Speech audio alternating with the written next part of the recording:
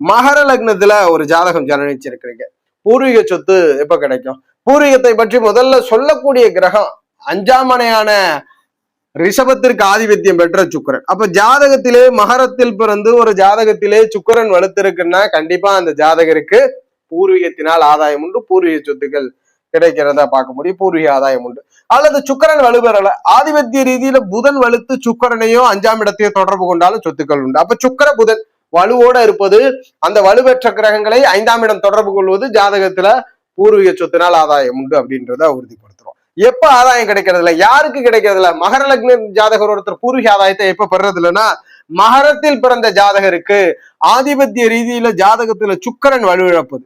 மகரத்துல பிறந்து சுக்கிரன் வலுவிழந்துட்டார், கண்டிப்பா இந்த ஜாதகத்துல ஆதாயத்தை குறைக்குது.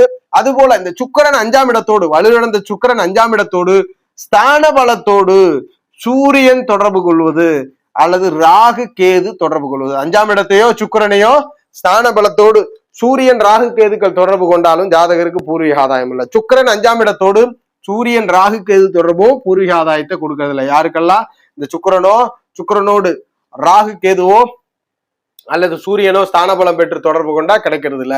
ஆனா ஜாதகத்துல மகரத்துல பிறந்து இருக்கிறார், பிரச்சனை இருக்கு, ஜாதகத்துல சுக்கிரன் வலுவா இருக்கு, புதன் வலுவா 5ஆம் இடத்தோட இருக்குன்னா உறுதியா பயப்பட வேண்டாம், ஜாதகருக்கு பூர்வீக ஆதாயம் கண்டிப்பாக உண்டுன்றத உறுதி.